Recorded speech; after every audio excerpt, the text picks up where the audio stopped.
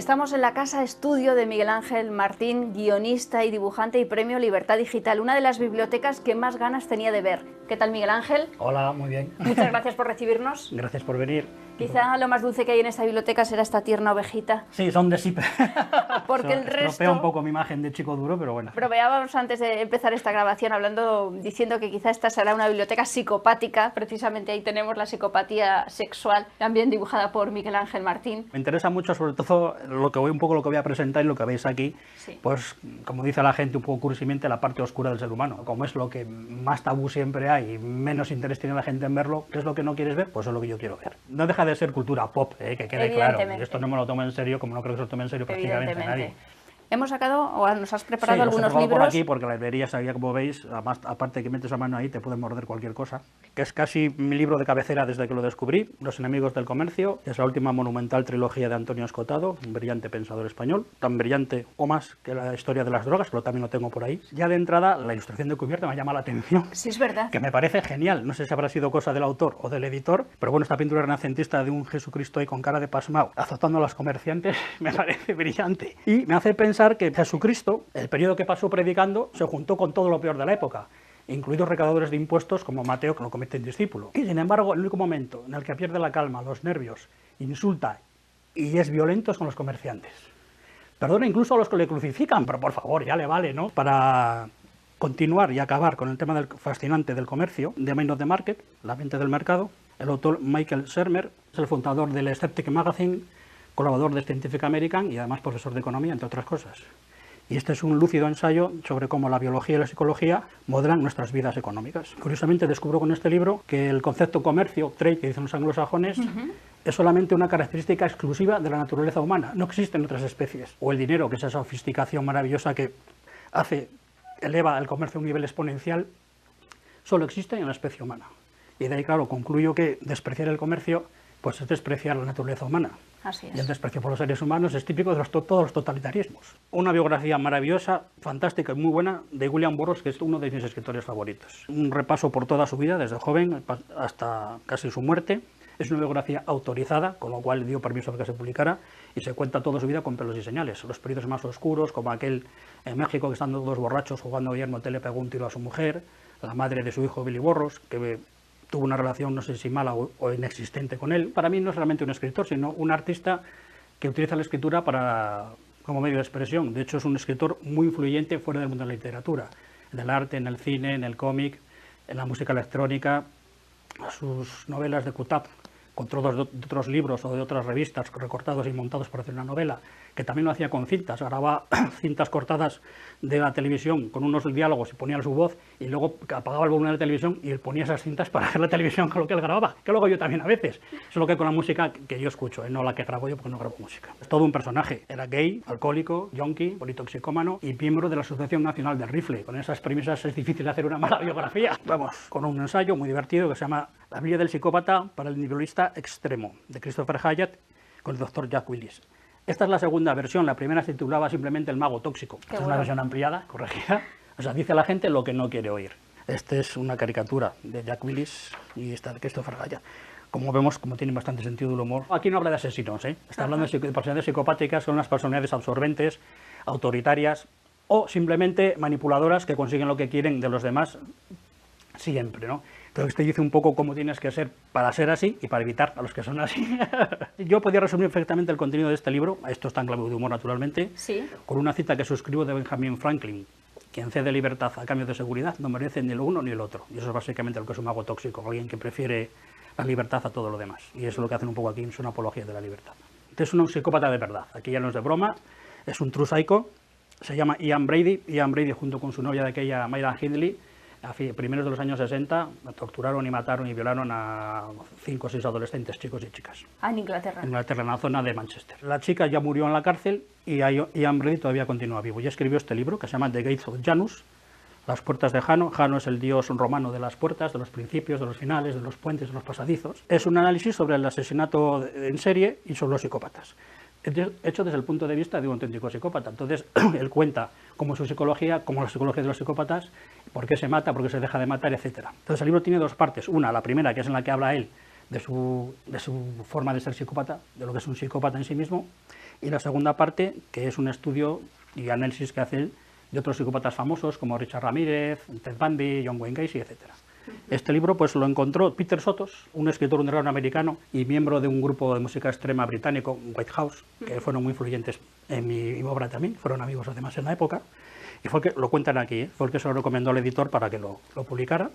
Tiene un prólogo de Colin Wilson, que es un experto en psicópatas también, que ha sacado muchos libros de ensayos sobre psicópatas. No es un libro de pedir perdón, ni de arrepentimiento, ni de nada, es un libro para hablar a palo seco de lo que es ser un psicópata y un asesino en serie. Tampoco hace apología, pero no se arrepiente. Es un poco como William Burroughs. William Burroughs, yo te leo varios libros también de él con entrevistas, jamás hizo apología de las drogas. Jamás dijo a nadie que se drogaba o se dejara de drogar. Él se las tomaba y punto. Final Exit. Este es un libro publicado por la Hell Society, la Sociedad de la Cicuta, un nombre bien bonito para una sociedad, que la funda Derek Humphrey, que es el autor del libro, y es uno de los abanderadores principales en Estados Unidos de la eutanasia. Habla del caso Jack Kevorkian, que fue muy polémico en Estados Unidos. Da también muchas recetas y habla de muchas de las sustancias y venenos que te puedes tomar o no, o cómo mezclarlos con alcohol para potenciar su efecto, o cómo tomarlos con zumos para que no sepan tan amargos. Curiosamente, el arsénico lo desaconseja completamente. Me llama la atención de este libro, que me hizo gracia cuando lo leí en su momento. Me sonaban muchos de las sustancias de las novelas de Agatha Christie que leía cuando era joven. Estaba muy puesta la señora Christie en veneno, o sea, no se los inventaba. Y también incluye al final unos teléfonos para que la gente que tenga una situación depresiva llame para hablar y evitarles en lo posible el suicidio, porque el suicidio, esto tampoco no es apología de suicidio en absoluto este libro. Eres muy científico también en tus cómics y además es algo que a bueno, ti te gusta mucho. Me interesa mucho, es que tengo una personalidad o mentalidad curiosa, como veis, y aquí estoy sacando una pequeña parte. Yo, por supuesto, he leído clásicos también y de todo, no solo cosas de psicópatas. Ya, accusatio non petita, accusatio manifiesta. Este es un libro de conspiranoias, tengo unos cuantos ahí, pero este es mi favorito, a veces te lo utilicé, lo masacré a saco, en la época que hacía cosas para el Víbora, para utilizar ideas y comentarlas en las historietas, ¿no? Unas típicas, mi padre es un clon, gente que le han implantado chips, control del remoto de la mente, que es mi favorita, además esta mucha gente me ha preguntado por ella. Son los subliminales que hay en la película JFK de Oliver Stone, una película que tiene un montaje muy peculiar, si te fijas los puedes ver sin parar la imagen, pero si no paras la imagen no ves que hay introducidas calaveras, máscaras de muerte, escenas de violencia que solamente se ven en un segundo o en menos.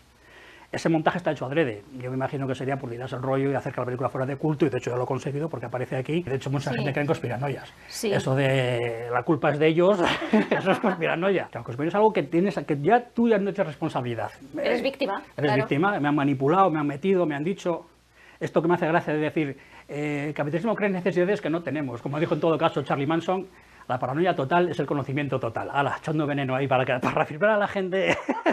El que me estoy leyendo ahora mismo, que es otra biografía muy buena, Bob Brummel, el último dandy, el Ultimate Dandy, bueno, más conocido como el árbitro de la elegancia.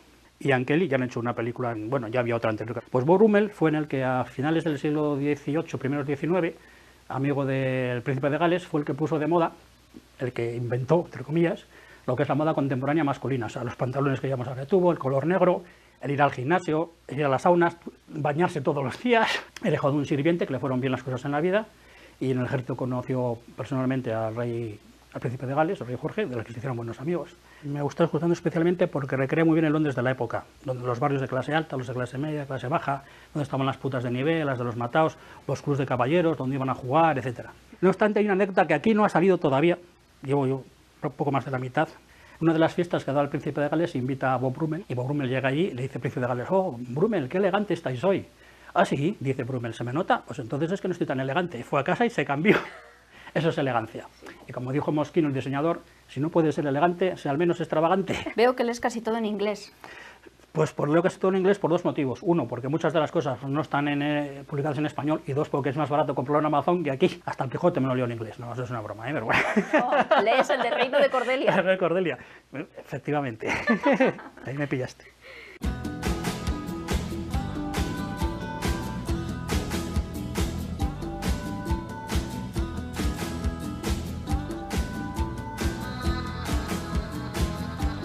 El único que me traje de León cuando murió mi padre.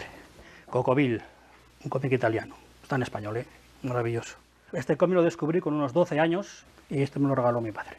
Y me gustó tanto que empecé a comprarme todos los que salían. Pero claro, la edición era malísima, viñetas ampliadas, colores mal dados, en fin, un desastre de edición. Pero el personaje es fantástico. El autor es Benito Giacobiti, ya murió, Esto es de los años 70 y es una especie de spaghetti western mezclado con surrealismo, situaciones absurdas, calaveras con los cuernos rotos, salchichones con gusanos por todos los lados, cactus con nudos, el tío bebe manzanilla, el pistolero, y un día me entero que no dibujaba a lápiz, que lo hacía todo directamente a tinta. Y claro, yo que ya no me cansaba de ver este dibujo, digo, hostia, esto dibujado solo a tinta, sin lápiz, hay que ser una bestia para dibujar todas estas patas, barullo de cuerdas, de todo, impresionante. No me canso de ver este dibujo una y otra vez.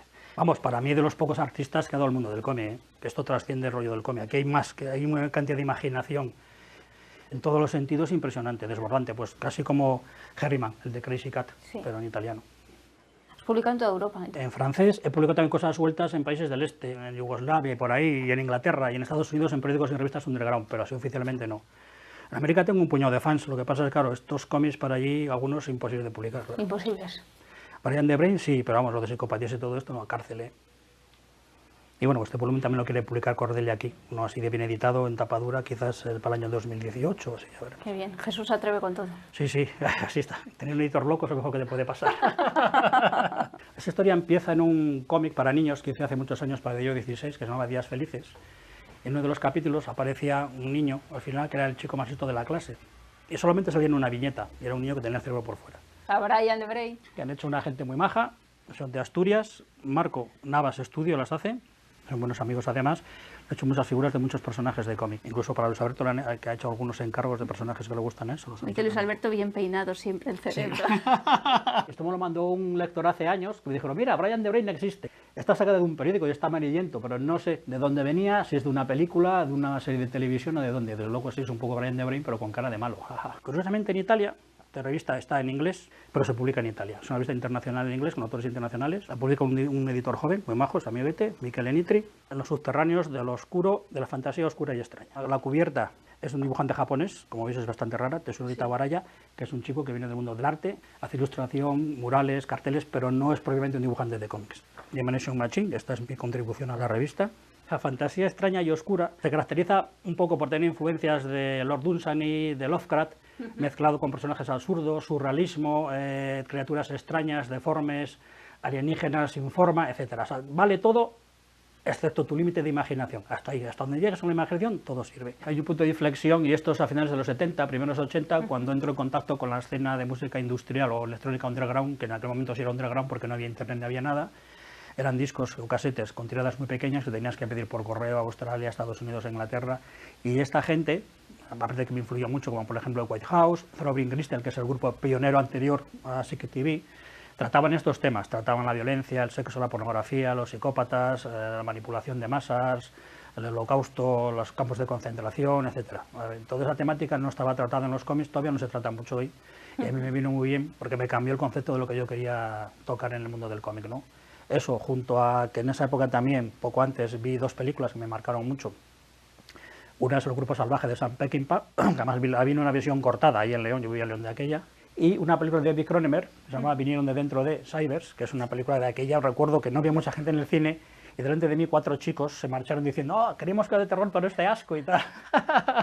Bueno, yo creo que se autocensuran el lector, se autocensuran también los autores. O es que a lo mejor estas cosas que se me ocurren a mí no se le ocurren a cualquiera, que es una cosa que he pensado, que no es fácil ser el Marqués de Sade, porque primero se te tiene que ocurrir todo eso y luego tienes que tener cierta gracia para escribirlo y contarlo de forma que sea atractivo. Ser un escritor bueno, corriente y moliente es mucho más fácil que ser Sade. Pero yo siempre reivindico mucho al Marqués de Sade en este sentido. Entonces, a mí me parece más bien un artista que un escritor, ¿no?